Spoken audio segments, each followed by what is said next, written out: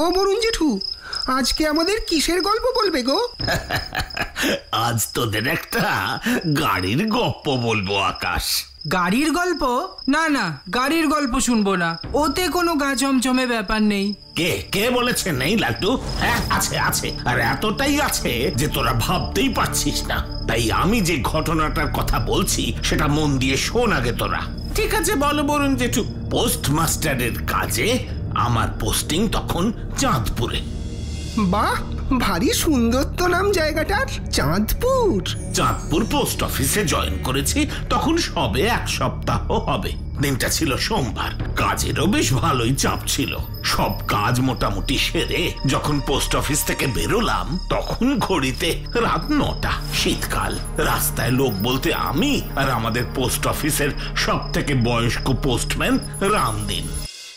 এতটা রাত করা আমাদের ঠিক হয়নি পোস্টমাস্টার মশাই। কি করবো বলো রামদিন, তুমি তো দেখলে কত কাজের চাপ ছিল আজ। তাও তো সব কাজ শেষ করে উঠতেই পারলাম না। কালকে সকাল সকাল এসে বাকি কাজটা আমাকে শেষ করতেই হবে। সে তো ঠিক আছে পোস্টমাস্টার মশাই, কিন্তু এত রাতে এই রাস্তা দিয়ে একা একা যাওয়া মোটেও নিরাপদ নয়। কেন, তুমি তো আছো আমার সঙ্গে, তাহলে আর ভয় কিসের? আমি তো আর আগের সেই রামদিন নেই পোস্টমাস্টার মশাই। এখন আমার অনেক বয়স হয়ে গেছে। কিন্তু ভয়টা কিসের সেটা তো বললেই না।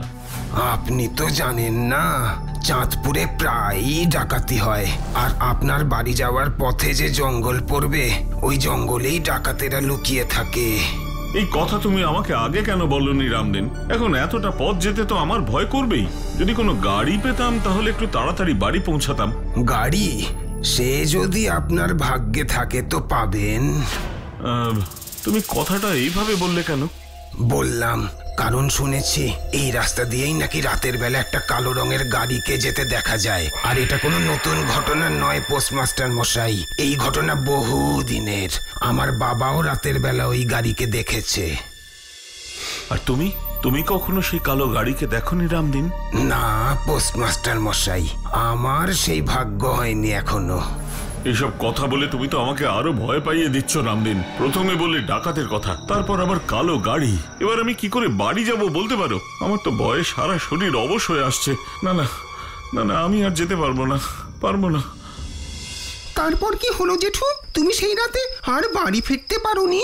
ওরে বাবা, গিয়েছিলাম, কিন্তু সে ছিল এক ভয়ঙ্কর অভিজ্ঞতা, যার কথা আজ এত বছর পরেও আমি ভুলতে পারিনি। বলো না বরুণ জেঠু, বলো না, কি এমন হয়েছিল তোমার সাথে সে রাতে? সেই শীতের রাতে আমার সারা শরীর ঘামে ভিজে যাচ্ছে। রামদিন কোন রকমে আমাকে ধরে ধরে একটা গাছের নিচে এনে বসালো। এই গাছের তলায় বসে একটু বিশ্রাম নিন পোস্টমাস্টার মশাই। একটু জল খাবো রামদিন। একটু জল পাওয়া যাবে? জল?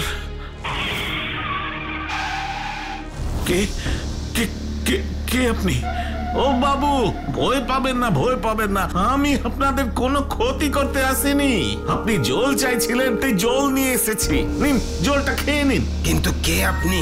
আমি বাহাদুর, এবার জলটা খেয়ে নিন। কিন্তু পোস্টমাস্টার মশাইয়ের জল তেষ্টা পেয়েছে, তা আপনি জানলেন কি করে? সে কথা আপনাকে আমি পরে বলছি রামদিন বাবু, আগে ওনাকে জলটা খেতে বলুন। আপনি আমাকে চেনেন? কিন্তু আমি তো আপনাকে আগে কোথাও দেখেছি বলে মনে পড়ছে না। পড়ছে না কারণ আপনি আগে আমাকে কখনো দেখেননি। এবার বরুণ বাবুকে জলটা খেতে বলুন। ভয় পাবেন না, এই জলে কোনো বিষ মেশানো নেই। কি আপনি আমার নামও জানেন? কিন্তু তো অবাক হবেন না বরুণ বাবু, পৃথিবীতে এমন অনেক প্রশ্নই আছে যাদের কোনো উত্তর হয় না। জলটা খেয়ে নিন।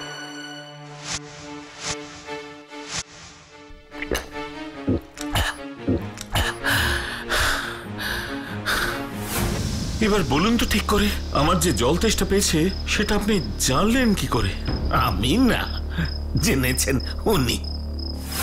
আরে ওটা তো একটা কালো রঙের গাড়ি, আমরা তো কিছুই বুঝতে পারছি না। আরে আপনাকে তো একটু আগেই বললাম বরুণ বাবু, এমন অনেক কিছু আছে যে সাধারণ মানুষের চেনা জানা অভিজ্ঞতার বাইরে, যে বোঝা যায় না, কভি কভি যার উত্তর ভি খুঁজে পাওয়া যায় না। কিন্তু গাড়িতে যিনি বসে আছেন উনি কে? আগে আমার মালিক আছে, উনি তো আপনাদের দেখে গাড়িটা থামিয়ে আমাকে আপনাদের কাছে পাঠালেন। এবার চল চল গাড়িতে গিয়ে বসবেন। না না, আমি এখন ঠিক আছি, আমাদের আর গাড়ির প্রয়োজন নেই, আমরা হেঁটেই চলে যেতে পারবো। পারবেন না, পারবেন না বাবু, পারবেন না। রাস্তায় আপনাদের বিপদ হতে পারে, আর আমার মালিক সেটা হতে দিতে পারেন না। ওই দেখুন উনি আপনাদের ডাকছেন। আসুন বরুণ বাবু, আসুন। রামনেন, তুমি তখন আমাকে একটা কালো গাড়ির কথা বলছিলে না? হ্যাঁ পোস্টমাস্টার মশাই, ওটাও তো একটা কালো গাড়ি। ওই কালো গাড়িটাই সেই কালো গাড়িটা নয় তো, যাকে এই চাঁদপুরের রাস্তায় রাতের বেলা দেখা যায়? আমিও সেটাই ভাবছিলাম পোস্টমাস্টার মশাই, সেটাই ভাবছিলাম।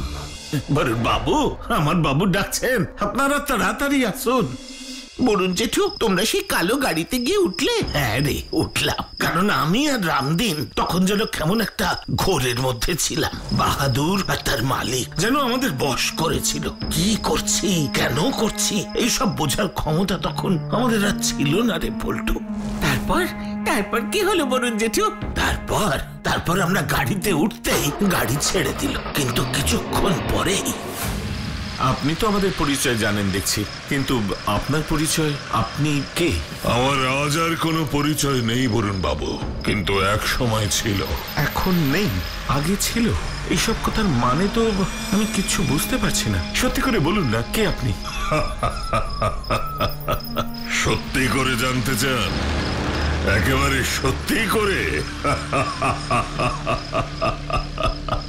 এ কি, আপনি এইভাবে হাসছেন কেন? বলুন না, হাসছেন কেন? হাসির কথা বললে তো হাসতেই হবে, তাই না বরুণ বাবু? সত্যি কথা হলো আমরা এখন সমস্ত পরিচয়ের ঊর্ধ্বে। ওই দেখুন, সামনে কারা যেন ঘোড়া ছুটিয়ে আসছে। ভয় পাবেন না বরুণ বাবু, এই চন্দ্রপ্রসাদ থাকতে আপনার কোনো ক্ষতি হবে না।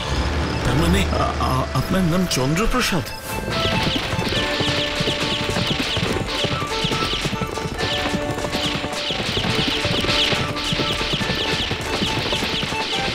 চন্দ্রপ্রসাদ বাবু, ওই দেখুন, ওরা ফায়ার করতে করতে কত সামনে চলে এসেছে। বাহাদুর, ওই কালু ডাকাতের দলকে আজ এমন শিক্ষা দিতে হবে যে ওরা যেন আর কখনো ডাকাতি করবার সাহস না পায়। ঠিক আছে বাবু, আজ এই বাহাদুর সবাইকে আবার চমকে দেবে।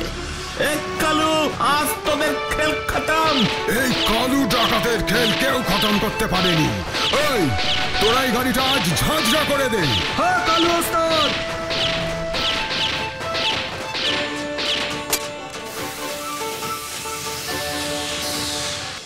কি বলছো বরুণ জেঠু? বাহাদুর বাবু একা ডাকাতদের সঙ্গে লড়াই করলো? শুধু লড়াই করলো না, লড়াইতে জিতেও গেল। শেষে কালু ডাকাত আর ওর সাগরেদরা পালিয়ে যেতে বাধ্য হলো। তারপর কি হলো বরুণ জেঠু? তখন রাত প্রায় শেষ, পূব দিকে আকাশটা আস্তে আস্তে লাল হয়ে উঠছে। হঠাৎ চন্দ্রপ্রসাদ বাবু গাড়িটা একটা গাছের সামনে থামিয়ে বললেন, বরুণ বাবু, ভোর হয়ে গেছে, আর কোনো বিপদ নেই। এবার আপনারা দুজন নিশ্চিন্তে বাড়ি যান। সে কি? না না, তা হয় না। আসুন আসুন আমার বাড়িতে। আপনি আমাদের এত বড় একটা বিপদ থেকে উদ্ধার করলেন, কিন্তু আপনার সাথে তো এখনো আমাদের ভালো করে পরিচয়ই হলো না চন্দ্রপ্রসাদ বাবু। তার আর প্রয়োজন নেই বরুণ বাবু, আপনারা এখন বাড়ি যান, কারণ এবার আমাদেরকেও ফিরতে হবে। বিদায় বরুণ বাবু। পোস্টমাস্টার মশাই, এবার আমাদেরকেও ফিরতে হবে যে, চলুন। হ্যাঁ চলো রামদিন, কিন্তু চন্দ্রপ্রসাদ বাবু গেলেন কোথায়? যে অজানার দেশ থেকে এসেছিলেন, হয়তো সেখানেই ফিরে গেছেন। তুমি ঠিকই বলেছো রামদিন, ঠিকই বলছো। যে অজানার দেশ থেকে এসেছিলেন সেই অজানার দেশেই হয়তো ফিরে গেলেন। সত্যি সেই অদ্ভুত কালো রঙের গাড়ির দর্শন আর আমার কোনোদিন হয়নি। আর চন্দ্রপ্রসাদ, বাহাদুর এদের পরিচয় জানি না, আর জানবার চেষ্টাও কোনোদিন করিনি আকাশ। কারণ সবকিছু জানা যায় না, সব প্রশ্নের উত্তর হয় না। বাহাদুর সেদিন আমাকে বারবার বলেছিল, আজ জীবনের এতগুলো বছর কাটাবার পর সেই কথার অর্থ যেন আমার কাছে ক্রমশ আরো স্পষ্ট হচ্ছে। কিরে লালটু বল্টু আকাশ, আজ তোদের স্কুল কেমন হলো? জানো তো বরুণ জেঠু, আজ আমাদের ইংরেজি স্যার ভিনটেজ কার নিয়ে কথা বলছিলেন। বলছিলেন আমাদের শহরেও নাকি এবার ভিনটেজ কারের প্রদর্শনী হবে। তাই নাকি? তা কবে হবে? প্রদর্শনীর তারিখ এখনো ফাইনাল হয়নি, হলেই স্যার আমাদের জানাবেন। ভিনটেজ কার ব্যাপারটা কি গো? কিছুই না, আসলে পুরনো শৌখিন গাড়ি যেগুলো মূলত ওই 1919 থেকে 1930 সালের মধ্যে তৈরি হয়েছে তাদেরকে ভিনটেজ কার বলা হয়। দেখেছো জেঠু, দেখেছো কি মারাত্মক ভাবে গাড়িটা চালিয়ে চলে গেল? যদি কারো বিপদ হতো একবার বলো। তোর এই বিপদের কথা শুনে আমার একটা কথা মনে পড়ে গেল রে আকাশ। কি কথা বরুণ জেঠু? সে এক ভয়ঙ্কর ঘটনার কথা, যার সাথে জড়িয়ে আছে আমারই কেনা একটা পুরনো গাড়ি। পুরনো গাড়ি? তার সাথে জড়িয়ে আছে ভয়ঙ্কর ঘটনা? কি সেই ঘটনা? বলো না বরুণ জেঠু, প্লিজ বলো না। ওরে বলবো, সব বলবো, কিন্তু এখন নয়। আজ সন্ধেবেলা ক্লাবে আয়, তারপর আমার গল্প বলার আসরে তোদের সেই ভয়ঙ্কর ঘটনার কথা বলবো। সত্যি বলবে তো? হ্যাঁ রে বাবা, বলবো। এবার সেই ভয়ঙ্কর ঘটনাটা একবার বলো বরুণ জেঠু। সেবার আমি পোস্ট অফিস থেকে কয়েকদিন ছুটি নিয়ে সাগরদ্বীপ বলে একটা জায়গায় ঘুরতে গিয়েছিলাম। সাগরদ্বীপ? হ্যাঁ রে, সমুদ্রের পাড়ে ছোট্ট একটা শহর সাগরদ্বীপ। অত সুন্দর সমুদ্র সৈকত আমি খুব কমই দেখেছি। চাঁদের আলোয় সমুদ্রের ঢেউগুলো যেন ভেসে আসছে কোন সে অজানা দেশ থেকে গর্জন করতে করতে। তা যাক সে কথা, এবার আসল কথায় ফেরা যাক। ওই সাগরদ্বীপে থাকবার সময় আমার মনে গাড়ি কিনবার একটা তীব্র ইচ্ছা তৈরি হয়, কিন্তু আমি তখন বুঝতে পারিনি আমার এই ইচ্ছাই আমাকে এক ভয়ঙ্কর বিপদের মাঝে দাঁড় করাবে। গাড়ি কেনার সঙ্গে বিপদের কি সম্পর্ক বরুণ জেঠু? আমি একটু অনুমান করতে পারছি জেঠু কি বিপদের কথা বলতে চাইছে। বল দেখি। অ্যাক্সিডেন্ট? ওই গাড়ি কিনে কোনো অ্যাক্সিডেন্ট হয়েছিল তোমার, তাই তো? না, সে তো হয়েই থাকে, কিন্তু আমার সঙ্গে যা হয়েছিল সেরকম ঘটনা অন্য কারো সাথে হয়েছে কিনা আমি জানি না। কি হয়েছিল বরুণ জেঠু? আমি তখন একটা গাড়ি কিনবো বলে খোঁজ খবর চালাচ্ছি, হঠাৎ সস্তায় একটা পুরনো গাড়ির খোঁজ পেলাম। কার কাছ থেকে খোঁজটা পেলে? ওখানকারই এক গাড়ি ব্যবসায়ী মৃদুল বাবুর কাছ থেকে।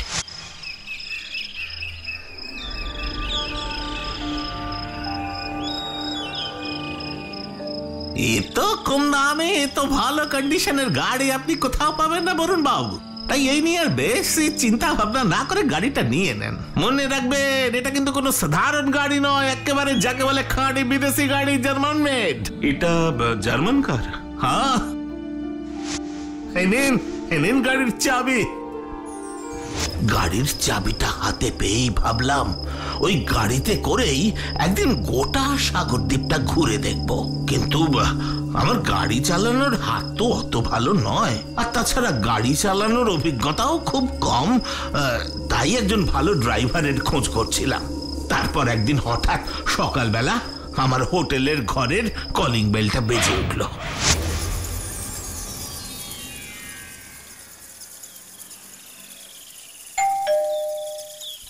আসছি।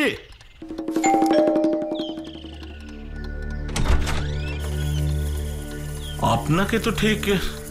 আমি শ্যামলাল, বরুণ বাবু। হ্যাঁ বলুন, কি ব্যাপার? মৃদুল বাবু বললেন আপনি নাকি একজন ভালো ড্রাইভার খুঁজছেন। ও হ্যাঁ, আসুন ভেতরে আসুন। বেশ কিছুদিন ধরেই আমি একজন ভালো ড্রাইভার খুঁজছি। যাক, মৃদুল বাবু যখন পাঠিয়েছেন তখন আর চিন্তার কিছু নেই। শ্যামলাল বাবু, আপনি আজ বিকেলেই চলে আসুন, তারপর গাড়ি করে পুরো সাগরদ্বীপটা ঘুরবো। আশা করি আপনি এখানকার সব জায়গায় চেনেন। আরে আমার জন্ম কর্ম সব এই সাগরদ্বীপেই, বুঝলেন বরুণ বাবু। ব্যাস, তাহলে তো আর কোনো কথাই নেই। সত্যি মৃদুল বাবু আমার জন্য একেবারে ঠিক লোককেই পাঠিয়েছেন। তাহলে আমি এখন উঠি বরুণ বাবু? না, এক্ষুনি উঠবেন কেন? একটু গরম গরম চা খেয়ে যান। না না, তার আর প্রয়োজন নেই। সত্যি বলতে কি, এই সকালবেলা চা খাওয়ার অভ্যেসও আমার একেবারেই নেই। কিছু মনে করবেন না। হ্যাঁ, তারপর তুমি বিকেলে গাড়ি করে পুরো সাগর দ্বীপটা ঘুরে দেখলে বরুণ জেঠু? মানুষের সব ইচ্ছা কি পূরণ হয় আকাশ? নাকি মানুষ যা ভাবে তাই সব সময় হয়? হয় না তো, আমার বেলা তো হয়নি। কিন্তু যেটা হয়েছে সেটা আমি কখনো স্বপ্নেও ভাবিনি। কেন, শ্যামলবাবু বিকেলে আসেননি? এসেছে, আর গাড়ি চালিয়ে আমাকে সাগরদ্বীপের বেশ কিছু সুন্দর জায়গা ঘুরিয়েও দেখিয়েছে। কিন্তু আমি তখনও বুঝতে পারিনি যে লোকটা ড্রাইভার পরিচয় দিয়ে আমার কাছে এসেছে, গাড়ি চালিয়ে আমাকে ঘোরাচ্ছে, সে আসলে ড্রাইভার নয়, অন্য কেউ। মানে শ্যামলাল বাবু ড্রাইভার নয়? তাহলে কে? ওরে, আগে সবটা শোন, তারপরে নিজেরাই এই প্রশ্নের উত্তর পেয়ে যাবি। ঠিক আছে, তুমি বলো না জেঠু, আমরা মন দিয়েই শুনছি। হ্যাঁ বলছি, শোন। গাড়িতে করে ঘুরতে ঘুরতে তখন বিকেল গড়িয়ে সন্ধে হয়ে গেছে, আকাশেও তারা ফুটেছে, চাঁদের আলোয় আরো রহস্যময় হয়ে উঠেছে সমুদ্র সৈকত। সমুদ্রের পাড় ধরে হু হু করে আমার জার্মান কার চালাচ্ছে শ্যামলাল, আর আমি গাড়ির জানলায় মুখ রেখে উপভোগ করছি সমুদ্রের রহস্যময় অপার সৌন্দর্য।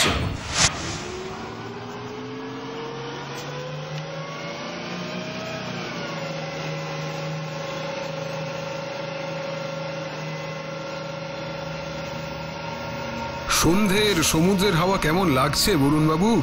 দারুণ দারুণ। আজকের দিনটা আমি জীবনে কখনো ভুলবো না শ্যামলাল বাবু, জীবনে সত্যি কোনোদিন ভুলবো না। সত্যি ভুলবেন না বরুণ বাবু, সত্যি ভুলবেন না। কি হলো, হঠাৎ এমন ভাবে কথাটা বললেন কেন আপনি? কেমন ভাবে বললাম? না, কেমন যেন কানে খুব অদ্ভুত শোনালো। অদ্ভুতের কি আছে বরুণ বাবু, আমার গলাটাই তো এরকম। এ কি, হঠাৎ গাড়ির স্পিড এত বাড়িয়ে দিলেন কেন? স্পিডেই তো মজা বরুণ বাবু, স্পিডেই তো মজা।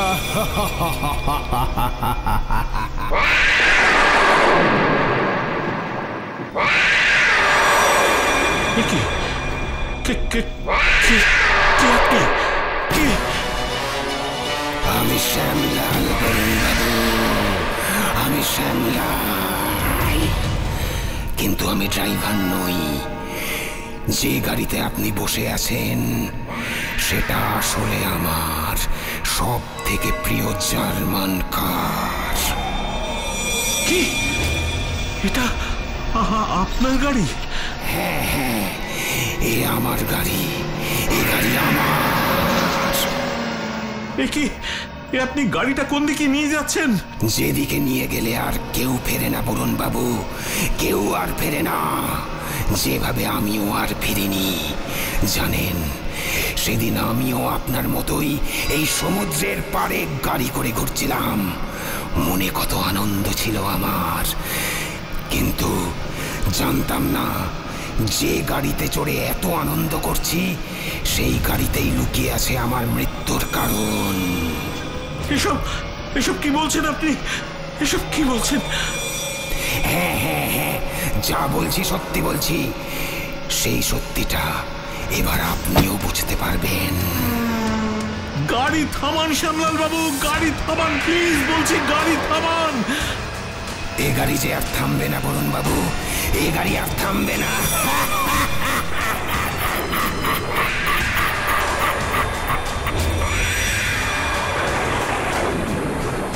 না, যেভাবেই হোক আমাকে এই গাড়ি থেকে বেরোতেই হবে।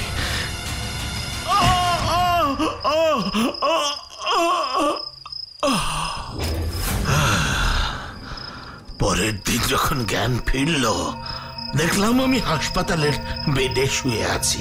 তারপর ওই হাসপাতাল থেকে সুস্থ হয়ে ফিরে ওই গাড়ির কথা আমি সংবাদপত্রে লিখি। আমার লেখা পড়ে পুলিশ তদন্ত শুরু করে, গাড়িটাও সমুদ্রের তলা থেকে উদ্ধার করে। তদন্তের শেষে জানা যায় শ্যামলাল বাবুকে মেরে ফেলবার জন্য ওই গাড়ির ব্রেকে তার কেটে দিয়েছিল শ্যামলাল বাবুরই ভাই রতনলাল, আর তাই সেই গাড়িতেই অ্যাক্সিডেন্টে মৃত্যু হয় শ্যামলাল বাবুর।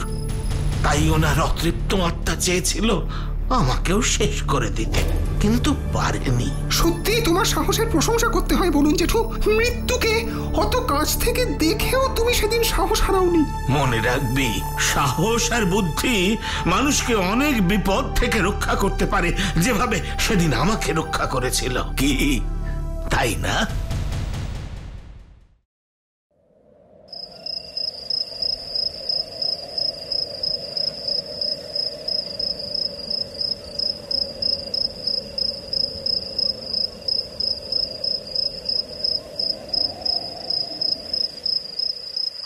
সে এক ভয়ঙ্কর রাত। আমার জীবনে এমন ঘটনা আগে কখনো ঘটেনি। আজও সে ঘটনার কথা মনে পড়লে আমার গায়ে কাঁটা দিয়ে ওঠে।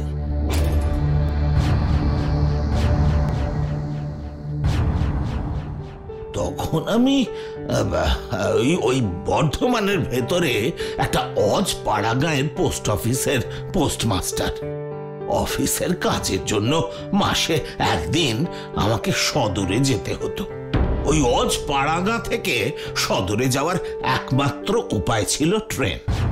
সাধারণত আমি সকালে ট্রেনে গিয়ে সন্ধ্যার ট্রেনে ফিরে আসতাম, কিন্তু সেদিন আমার অনেকটাই দেরি হয়ে গিয়েছিল। তাই দৌড়তে দৌড়তে আমি শেষ ট্রেন ধরলাম।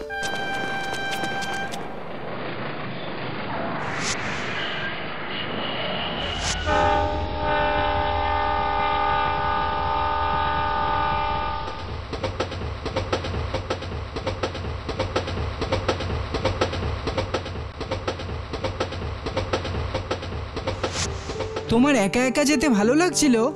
আরে তা কি কখনো লাগে? কিন্তু কি করব, বাড়ি তো ফিরতে হবে।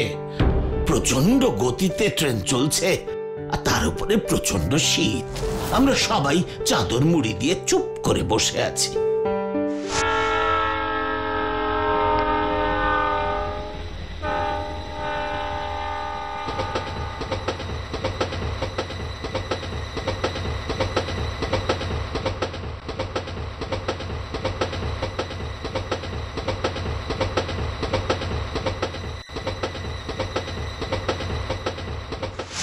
ও জেঠু, তোমার ভয় করছিল না? ভয় করছিল না? আরে বাবা, জেঠু তো তখন অনেক বড়, চাকরি করে। না রে পল্টু, বড়দেরও ভয় করে। আমার তো মনে হয় ছোটদের থেকে বড়রা অনেক বেশি ভীতু। ঠিক বলেছো বরুণ জেঠু, ওর কথা ছাড়ো তো, তুমি বলো তারপর কি হলো? তারপর এক এক করে স্টেশন পেরোতে লাগলো, আর একজন দুজন করে লোক কমতে থাকলো। একে শীতকাল, তার উপর শেষ ট্রেন। তাই আমার কম্পার্টমেন্টে ওই 10 মতো প্যাসেঞ্জার ছিল। আমার পোস্ট অফিস থেকে ঘন্টাখানেক দূরত্বে প্রায় সকলেই নেমে গেল। পুরো কম্পার্টমেন্টে আমি একেবারে একা।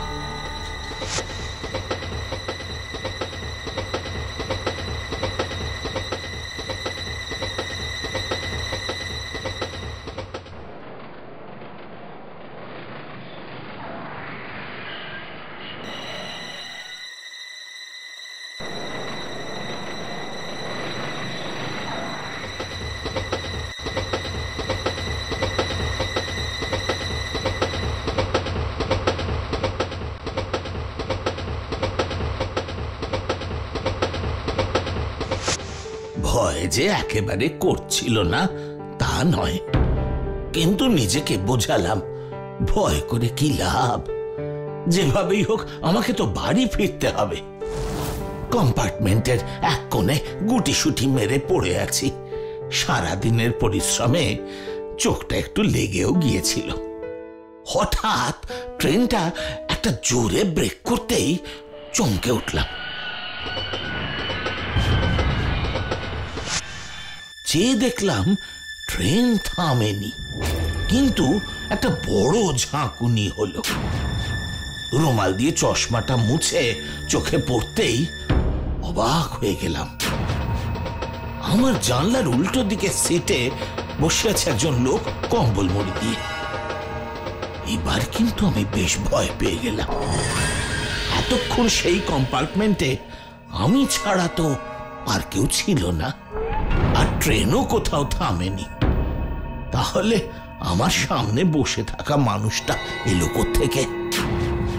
খুব সন্তর্পণে লোকটাকে দেখার চেষ্টা করতে লাগলাম। আমার এই দেখার চেষ্টাটা উনি বোধহয় খেয়াল করেছিলেন। হঠাৎ, খুব অবাক হচ্ছেন? না মানে অবাক হব কেন? কিসের অবাক?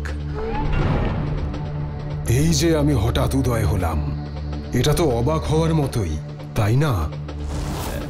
হ্যাঁ মানে না। আরে বাবা, সকলেই অবাক হয়। আপনি যদি অবাক না হন তাহলে সেটাই আমাকে অবাক করবে। না না মশাই, শেষ ট্রেন জনমনীষী নেই, একটু কথা বলার লোক পেলে তো বেঁচে যাই। আচ্ছা, আপনি কি ডেলি প্যাসেঞ্জার?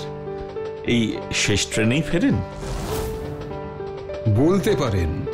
আসলে আমার আসা যাওয়ার কোনো নিয়ম নেই। ও, ওই আমার মতো কোনো নির্দিষ্ট দিন নেই। তা আপনি যাবেন কোথায়? শেষ স্টেশন। শেষ?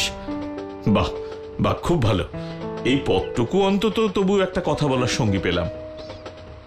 আচ্ছা, ট্রেনটা তখন অত জোরে ঝাঁকুনি দিল কেন বলুন তো?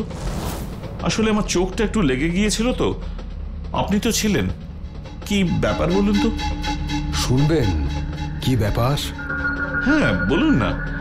অত জোরে ট্রেনটা ঝাঁকুনি দিল অথচ দাঁড়ালো না, এরকম তো হয় না। হয় হয়, অনেক কিছুই হয়। আমরা আর কটা ঘটনার খবর রাখতে পারি বলুন তো? আজ থেকে প্রায় বছর 10 আগে এই লাইনের শেষ ট্রেনের একটা কামরায় আগুন লেগে যায়। শেষ ট্রেনে কেউ লুকিয়ে গ্যাস সিলিন্ডার নিয়ে যাচ্ছিল। কম্পার্টমেন্টের 20 প্যাসেঞ্জার প্রত্যেকেই পুড়ে মারা যায়। ইস, কিন্তু ওই ঝাঁকুনিটা? ওটা চেন টানার ঝাঁকুনি। কিন্তু ড্রাইভার ট্রেন থামাননি, কারণ তিনি ভেবেছিলেন ট্রেনে ডাকাত পড়েছে। ইস, সে কি ভয়ঙ্কর! আরে দাঁড়ান দাঁড়ান, ভয়ঙ্করের আর কি দেখলেন মশাই? আজকের এতদিন পরে সব মিলে গেছে জানেন। সব সব মিলে গেছে মানে? মানে এতদিন পরে আজ সেই মাঘী পূর্ণিমার রাত, আর এটাই সেই কম্পার্টমেন্ট, সামনের দিকে লেডিসের পরে। মানে মানে এটাই এটাই সেই কম্পার্টমেন্ট? এখানেই?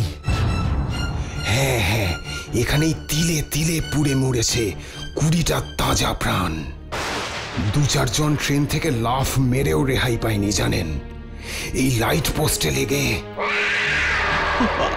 আপনি আপনি প্লিজ চুপ করুন, আমি আর শুনতে পারছি না। জানি জানি আপনারা এসব সহ্য করতে পারবেন না, কিন্তু সেদিন ওই ড্রাইভার যদি ট্রেনটা থামাতো তাহলে এতগুলো প্রাণ চলে যেত না। ঠিক ঠিক, আপনি ঠিকই বলেছেন। উনি যদি একটু সিরিয়াস হতেন তাহলে। এই সামনে লোকালয়ের মুখে ড্রাইভার ট্রেনটাকে দাঁড় করায় ঠিকই, কিন্তু ততক্ষণে সব শেষ। যাকগে, আমার নামার সময় হলো, এবার আমাকে নেমে যেতে হবে। কিন্তু আপনি যে বললেন একেবারে শেষে নামবেন। শেষেই নামবো, শেষ, একদম শেষ। ঠিক যেভাবে এইখানে এই সিটটাতেই আমিও শেষ হয়ে গিয়েছিলাম, তিলে তিলে পুড়ে, তীব্র যন্ত্রণা পেতে পেতে। মানে আপনি কে? বলুন বলুন, আপনি কে? আমি সেই হতভাগ্যদের একজন, যে সেদিন এইখানে ছটফট করতে করতে শেষ হয়ে গিয়েছিল। দেখুন।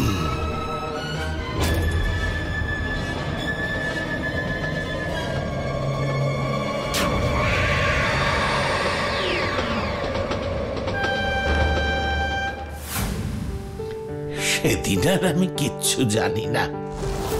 যখন জ্ঞান ফিরল তখন দেখলাম আমি স্টেশন মাস্টারের ঘরে শুয়ে আছি। আমাকে তিনি পাখার বাতাস করছেন।